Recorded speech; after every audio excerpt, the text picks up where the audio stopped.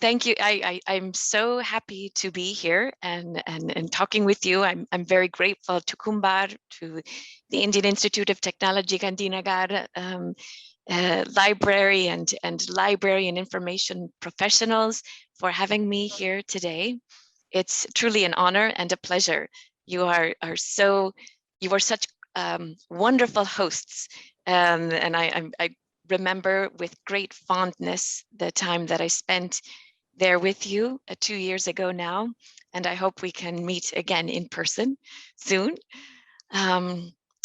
But today, almost 2 years since we last met, I would like to give you a bit of an update on what has happened in the scholarly publishing landscape.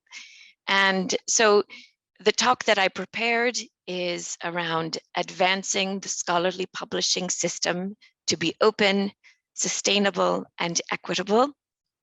But I hope more than a talk, it's a conversation. I am going to share some data, some concepts that I hope you find thought-provoking. And yeah, but I hope that we can talk questions and that maybe you will be inspired to take action in some way and perhaps also joining the global Open Access 2020 initiative that I coordinate. Yeah, because scholarly publishing is a global endeavor, and therefore, if we want to achieve open access, it must also be a global endeavor through partnerships. And so I hope we will have opportunity to partner more. So the title of my talk, Open, Sustainable, Equitable, I'm going to speak for a few moments on each of these three concepts. So first, the first concept, open. Just gonna figure out how to advance my screen. There we go, open. In talking about open, though, let's talk a moment about scholarly communication. You know, the scholarly communication is, if we are librarians, we think perhaps mainly in terms of scholarly journals, and they are now under the subscription model, but we think in terms of journals, and we provide access to our readers to those journals. But if you look at scholarly communication from the perspective of researchers, we can understand that scholarly communication is actually part of the research process. It is through scholarly communication and through scholarly journals that researchers share their ideas, their methods, their hypotheses, and their results, right? It's part of the research process. It's part of their science, their way of doing science. And so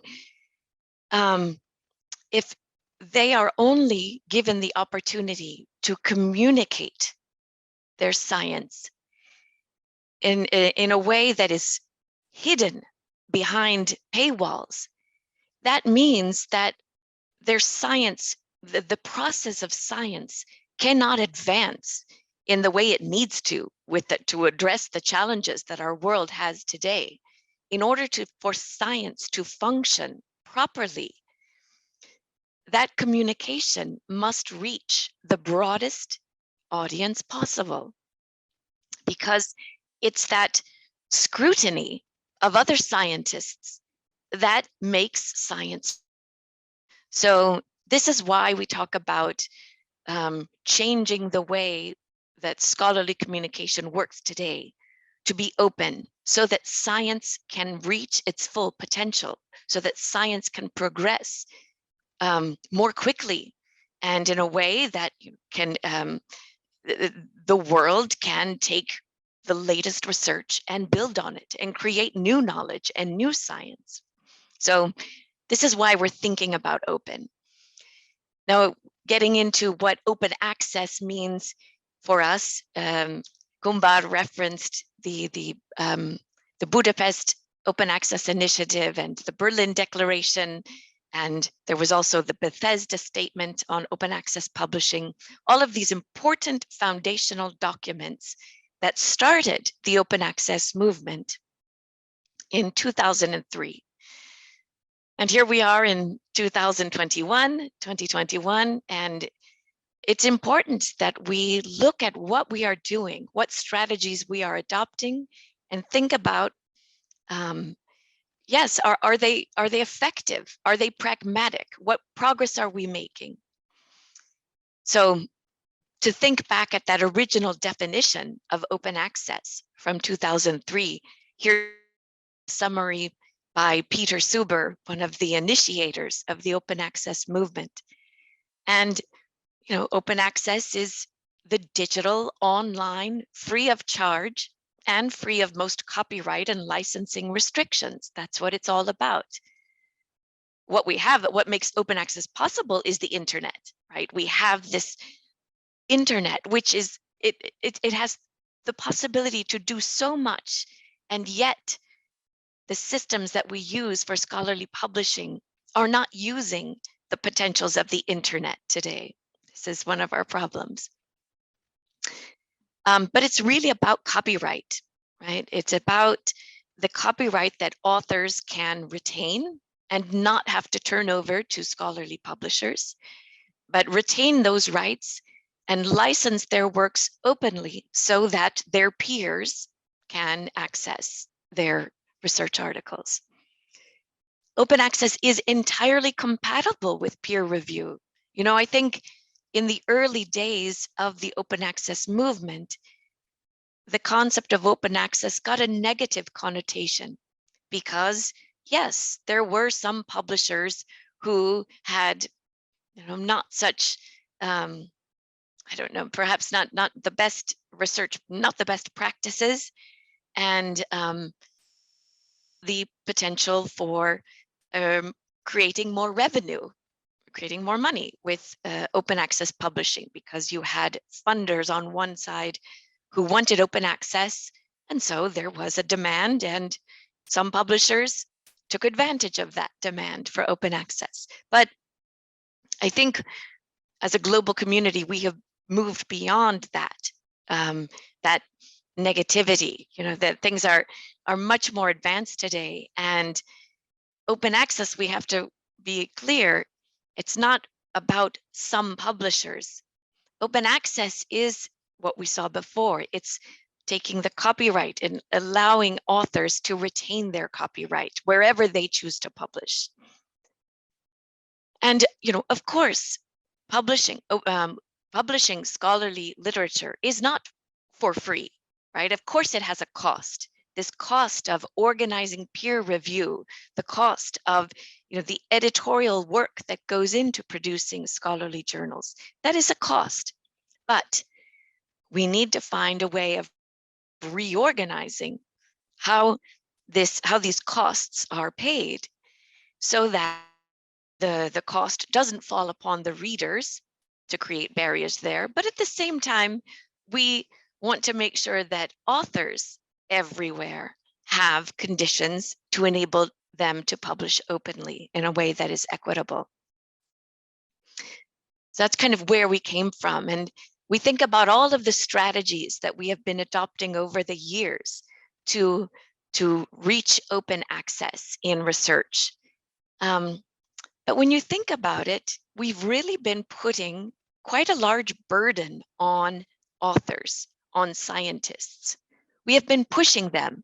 We have been saying, okay, you now have to follow this open access policy. You now have to deposit your articles into the repository, and then you have to remember that it's after the embargo period, or you have to only publish in these journals because they are fully open access journals. So we've been pushing researchers through this very complicated landscape in order to arrive at open access. And that's because we've been considering open access as something that's different, something that is for their natural process of scholarly communication. And through these efforts, of course, we have made good progress. We have built up our repositories. We have created open access funds to help them. And of course, having open access mandates is a good thing because it is new pressure that the funding community can put into this landscape, this ecosystem, to drive change. But at the same time, we are still talking about open access nearly 2 decades later. So despite all of our best efforts and the progress made, we still have not reached our goal. So in recent years, my own initiative, Open Access 2020, we've been thinking about, well, what's missing? What is missing to reach this goal of a fully open environment? And what's missing is thinking about that natural habitat where researchers go to publish their works, and where very often the research and countries around the world require authors to publish in order, for their research evaluation and for them to advance in their careers. Why not think about making those venues open access and bringing more opportunity to publish open access to researchers, right? Let's let them be scientists. Let's let them focus on their research and bring to them a broad variety of opportunity to publish open access, right?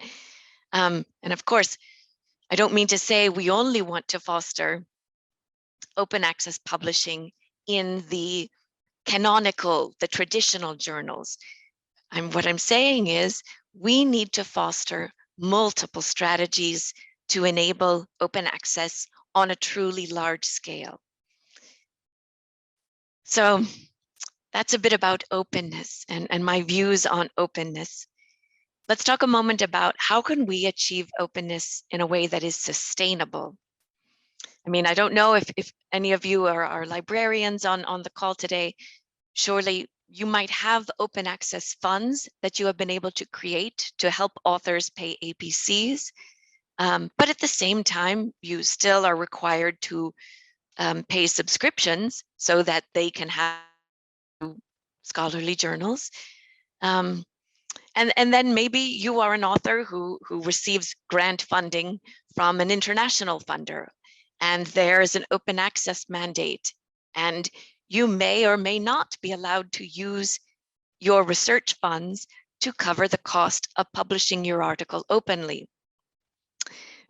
We have these funding streams, and that is no longer sustainable, right? We are paying twice for scholarly communication services. We're paying for subscriptions on one hand, and we are paying for article processing charges, APCs, on the other, and this is unsustainable. So let's think a moment about how we can have more sustainability in the costs of scholarly publishing.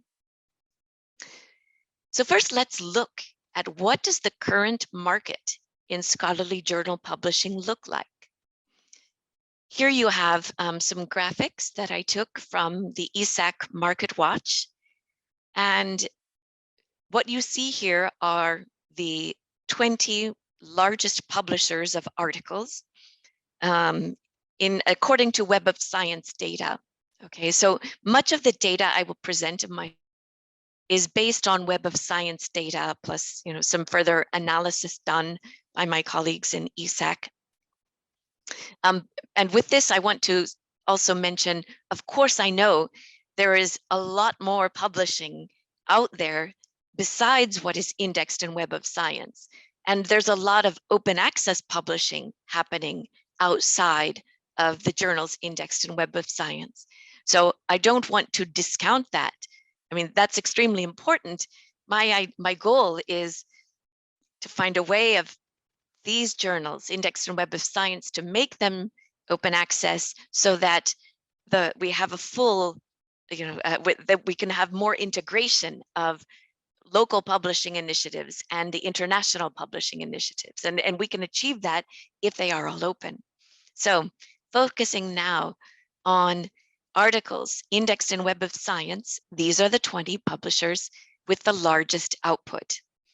And so this is just to give you a snapshot of where we are today in enabling open access.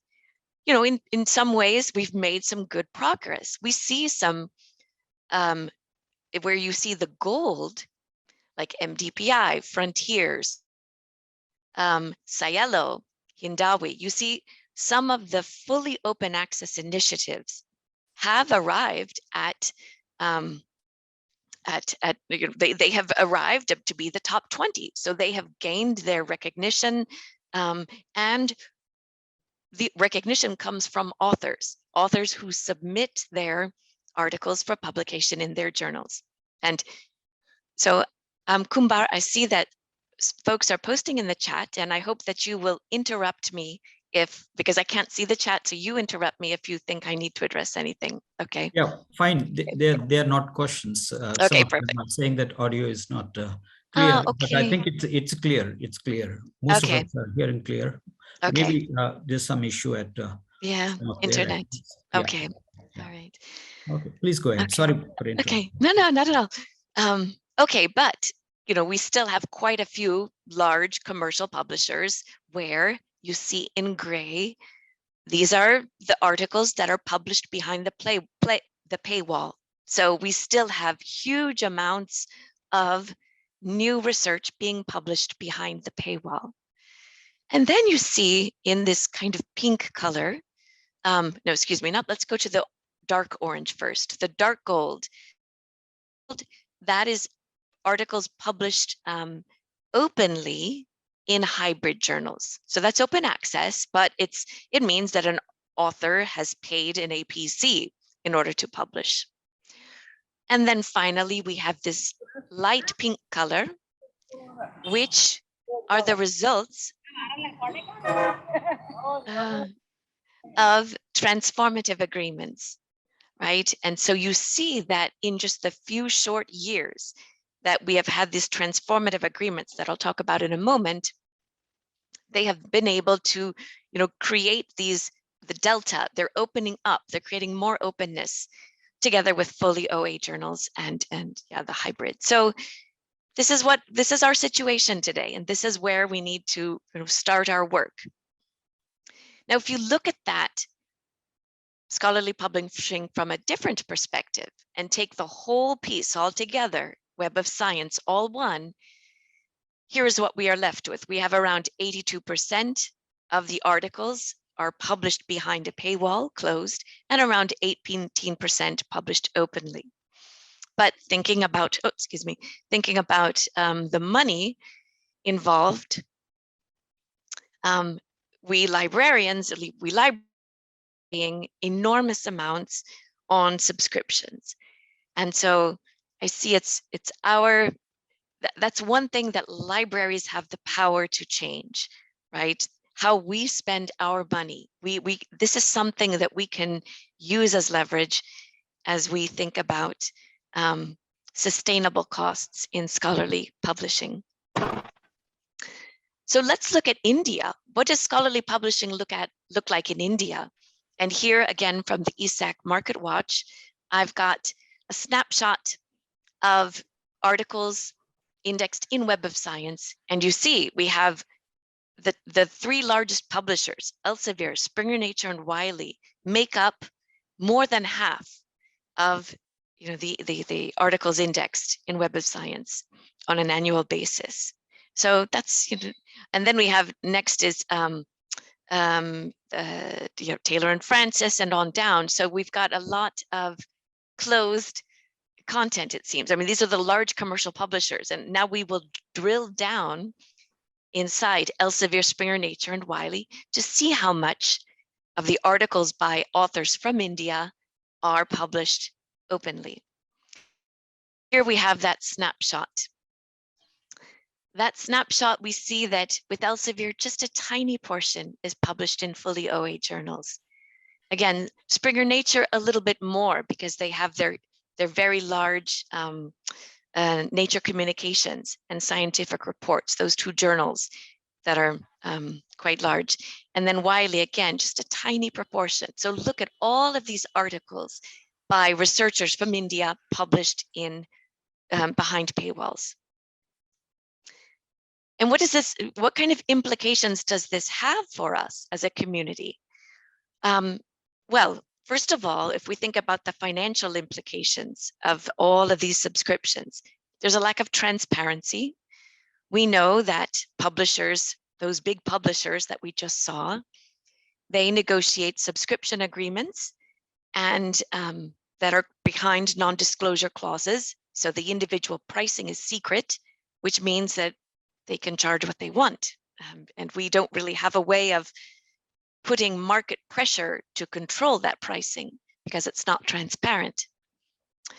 We know that also we have these big deal subscriptions, and the actual logic of the pricing is very difficult to understand. You know, right now we might look at cost per download to be a factor to consider the value of a subscription package. But we need to remember that the value of scholarly journals isn't only for the reader, it's actually primarily for the scientist, for the scholar, because it is their mode of communicating, which is part of their research process. So we need to think about where are authors publishing. And that needs to be where we assess the cost of a journal and whether we think the cost is proportionate to the value that the journal brings to authors, not just readers.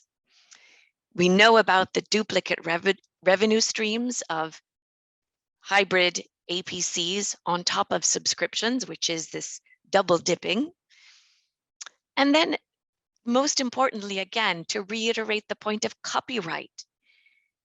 This is all about copyright and authors being able to retain copyright and license openly instead of having to give to the publishers their copyright. Because we must know that having that copyright for the publishers is a source of even more income. Not only subscriptions, not only hybrid APCs, but they can make even more money because they detain the copyright of the articles, which they can resell for reprint in other venues. And yes, just to understand how much are those copyrights worth, we can look at what happened in the United States when Elsevier sued Sci-Hub for copyright infringement and was ordered. They were able to present the case on a maximum of 100 articles, and the U.S. courts assessed $15 million in damages. That averages out to $150,000 per article in copyright. So this is just to give us an idea of how much that copyright is worth beyond, yes, the impact that it might have. And what does this mean for scientists? Authors they have to give up their copyright, right? This is a fundamental for authors. It means that scholarly communication cannot innovate because why would a publisher be motivated to improve the scholarly publishing services that they are providing with authors if the revenues are coming from a different source, are coming from subscriptions? You know, the whole logic behind scholarly communication is still based on the print era mechanisms. And it will not be able to innovate until we shift our focus to the scholarly publishing services that the publishers are providing and assess the value of their work based on those services. I think we talked about this before, the untapped potential of digital technologies and how not being able to communicate research broadly actually slows the scientific process.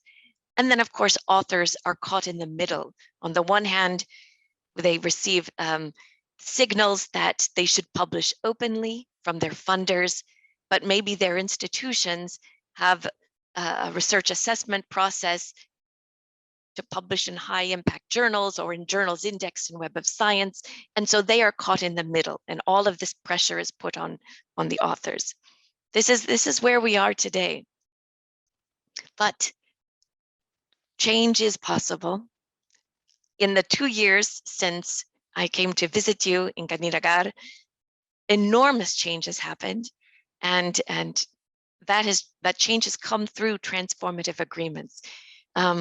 This is just a snapshot from an article published in Times Higher Education, where the president of a university in the United Kingdom was discussing their negotiations with Elsevier, which are underway right now, and how this strategy of working research institutions and funders aligning and negotiating with publishers to enable open access where authors are publishing.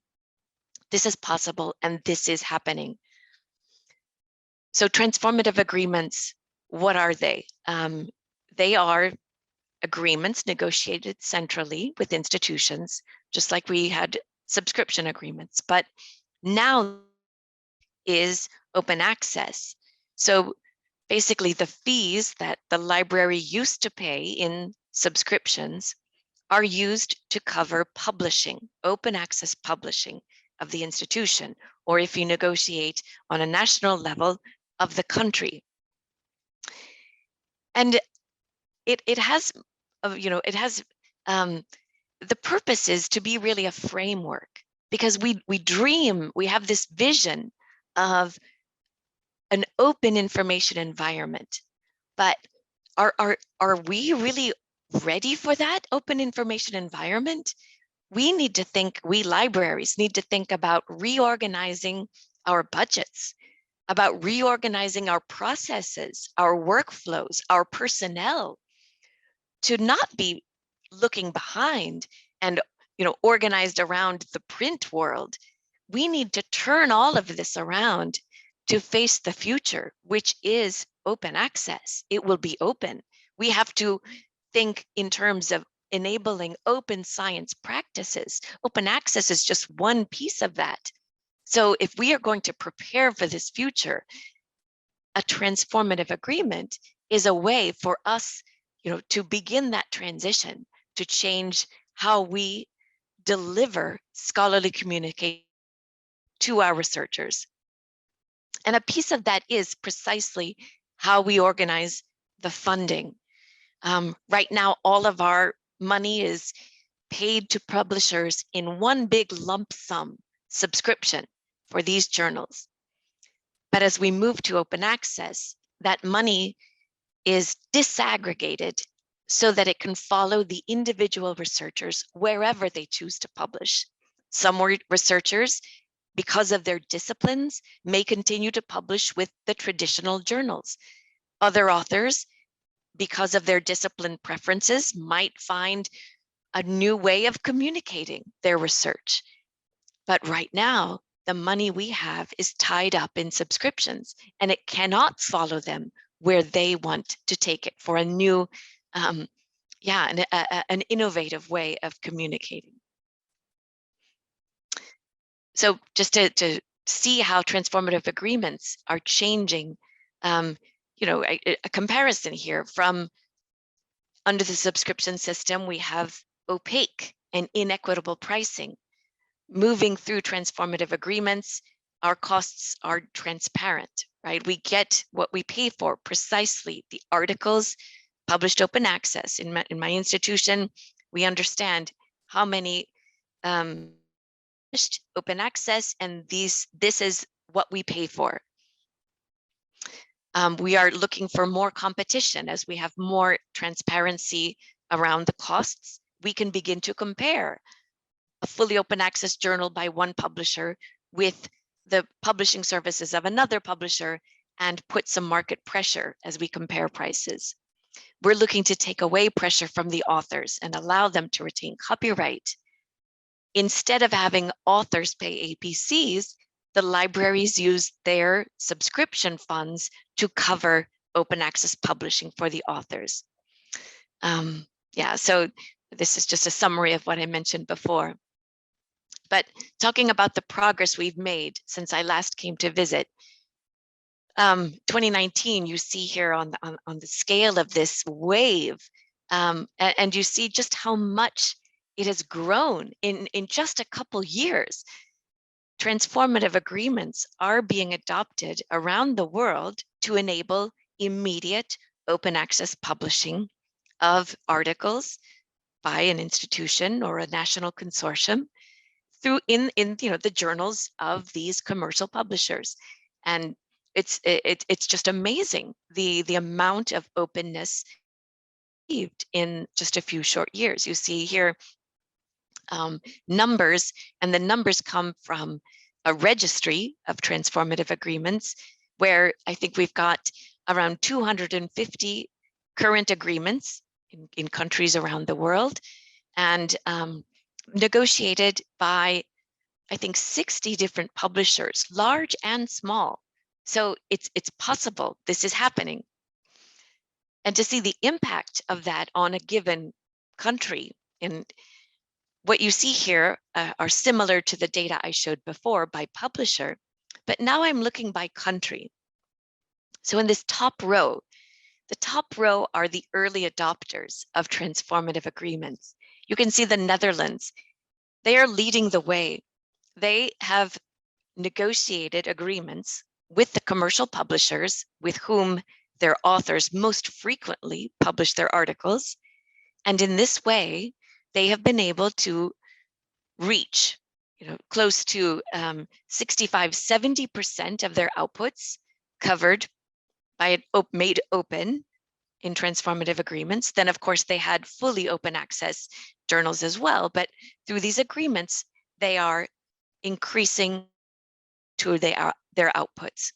But this, we have a long tail of different national library consortia and institutions that are just starting on their strategy, right? Maybe they have just started the first agreement with one publisher. Cambridge University Press, for example, has taken a very strong strategy for transitioning. And they are negotiating, I think, over 150 institutions in the United States now has a transformative agreement with Cambridge University Press. Just as an example, I mean, this is a wave that is growing. Not only, maybe it started in Europe where they are further advanced, but it's growing across the world, Asia, Europe, and even in smaller countries, and also countries with not the huge economic leverage of some of the European countries. And just to give an example, when I came in February of 2019, in my presentation then, I announced, yes, University of California, they canceled their Elsevier subscription. This was part of their strategy, and it was quite a big thing for stand up to the publisher and say, no, either we get open access or we cancel. And the good news is I think not just about 2 years later, they managed to reach an agreement. They were successful in reaching an open access publishing agreement with Elsevier, and they achieved their goals. One is enabling universal open access to all of the research by their authors, and the kind of the agreement, the mechanism of the agreement contained the high costs associated, so they were able to lower their overall cost. So this is with this I want to give you confidence that this transition is happening and it's possible. And it's possible through alignment of stakeholders. When the research and community, the faculty, and the library and the administration can align on goals for open access, it is possible to achieve these goals. So now just a few more about equity. So I've shown you the progress made in the past couple years. So we've had this wave of transformative agreements that's brought us to a new point. We're at a new place, and we can look around the landscape from this new vantage point. And it's not easy. As we make progress, there are always going to be new challenges, right? And one of the new challenges that we are focused on right now, we've already proved that it's possible to achieve open access for an institution's authors. We have proved that it's possible to do so in a cost-neutral way, meaning we don't need to put more money into the system. Actually, we need to remove the double dipping, so bring it back down to acceptable investment levels. Next, we need to think about how can we make sure, what new mechanisms can we put in place to make sure that authors everywhere can publish their works openly under equitable economic conditions? So this was one of the main questions we asked at the 15th conference, which happened just a few weeks ago. It was a virtual conference, and it was quite exciting. I think we had 47 countries represented. And so we had representatives from the funding community, from research administration, university librarians. It was, I think, nearly 400 participants. And we held it virtually, so we had to have it in 2 different time slots. But it was a very it was focused on transformative agreements, on how we can advance based on the experience that we've gained. And here were the key affirmations that came out of the conference. It's clear open access is essential for progress in science. This, I think, we can all understand. Open access is advancing thanks to transformative agreements, as we just saw in the data that I presented. And generally, the community found that negotiating with scholarly journal publishers can be a pathway to openness and equity. So we can use these transformative agreement negotiations to demand cost, to rethink how we are working with scholarly publishers and how we are spending our money, and maybe think about taking a comprehensive strategy. So the University of South Africa, for example, the University Library Consortium in South Africa, they discussed how they are going to use their publisher negotiations to unlock the lump sums, bring down the cost, and use some of the funding recovered from their agreements with scholarly publishers to support their local publishing initiatives instead. But they were able to reach this conclusion and strategy by doing good data analysis to understand where their authors were publishing and the costs involved. Another key insight is that the community is fully aligned that open access publishing must be enabled under equitable economic conditions for all authors. And we already have some ideas on how we can push that, and I will share them in a moment. The community affirmed that getting more transparency around our funding flows and reorganizing just a bit of that can really have incredible impact in making the research published in a country open. We saw that to develop further, we need partnerships, as I mentioned before, funders, libraries, institutions, faculty, they need to be aligned. And we might even need to think about cross-border or cross-institutional or cross-consortium partnerships. This is a time of experimentation, and in order to think about this future and innovate, we need to kind of think outside the box and not continue to do things as we have always done. That's what the scholarly publishers are thinking about when they think about open access. And really, I mean, even those publishers who for a long time resisted open access, PNAS, Cell Press, Nature, the American Astronomical Society, big names are now working on open access models. So this means that the library and research community to make sure that they are also moving in the same direction. And of course, an open access strategy needs to have a synergistic approach. We don't need to think in terms of we go either green or gold, but these work together, green and gold, work together to achieve 100% open access.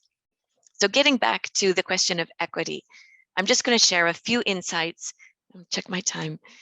A few insights on some work that we did at Open Access 2020 to understand what does this transition mean using transformative agreements. What effect does that have for libraries and library consortia and their researchers in low and middle income countries? So to understand that, we did a study, and we wanted to understand, first of all, how much is actually being spent on subscriptions and open access publishing, even in countries with very little economic leverage. What kind of discounts and waivers are scholarly publishers applying? And how do the publishing trends of the authors in those countries to the overall investments being made in scholarly journals in their countries? What would it be like if we were to transition to a fully open access scenario? What impact would that have on a country, a low and middle income country? So here's what we learned. We did a case study approach, and so we surveyed authors and spoke with library consortia in 4 countries: Ghana, Kenya, Ukraine, and Ghana, you can, oh my goodness, now I've forgotten our 4th, but I will, Georgia, pardon me, Georgia. And so first we looked at, okay, how much is being spent on subscriptions? And of course, there are non-disclosure clauses, so we could not, I cannot show you who pays what, but what we found was, first of all, even in countries with, low and middle income countries where theoretically the publishers may offer low-cost subscription access, even there money is being spent. Large amounts of subscription fees are being paid. So this is something that we need to understand. And once we look at the fees being paid, it's difficult to see any real logic to how much they are paid when you consider how many libraries are in the consortium. So here we're presenting totals. We looked at 3 publishers, Elsevier, Springer Nature, and Wiley. And so what I'm presenting to you are the totals. So it's an aggregate number. We also we surveyed authors to understand the articles that were published open access, whether they paid a fee, whether they received a waiver or a discount on the APC. And we understood that authors were publishing open access, and they were also paying a lot in APCs, even authors in the poorest countries.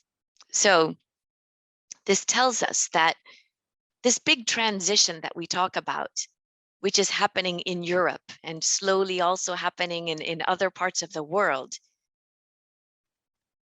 the motivations are the same motivations that would make a transition make a case for a transition in low and middle income countries, because here we have the two duplicate revenue streams that are not controlled and there's no oversight.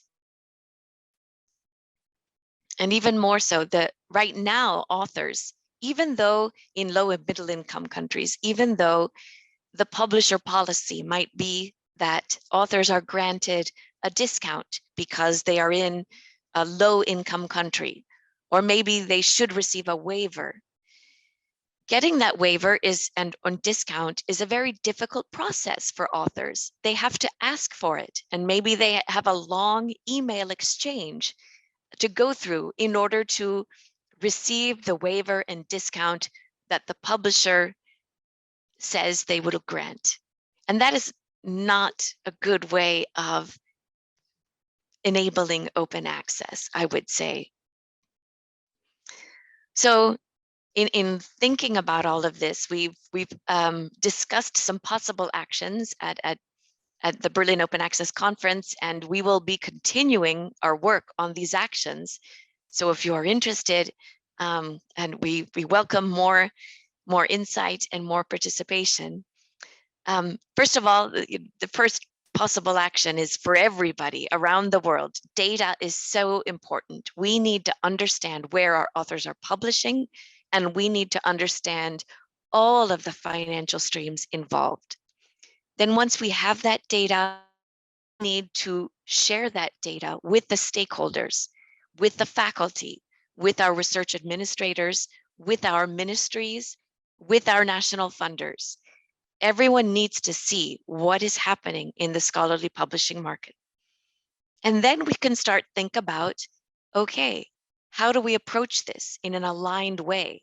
How can we collaborate with others to have more impact for our strategies? One of the immediate steps that I think we are going to take is to work more on centralized agreements to govern waivers and discounts, because right now individual authors are left to try to negotiate them on their, or to ask for them on their own. But institutions and consortia can do more to make sure that authors receive those grants and those discounts and waivers by negotiating directly with the publishers for the authors, and set up workflows in the submission system and the submission process so that it's a natural, it's a natural for authors, and it doesn't have to come afterwards and they have to go and ask for something. We also, as a community, as a global community, will be working on reevaluating the current waiver and discount criteria applied by publishers, because in many cases it's just not realistic. It's not truly equitable, and so we need to put more pressure on publishers.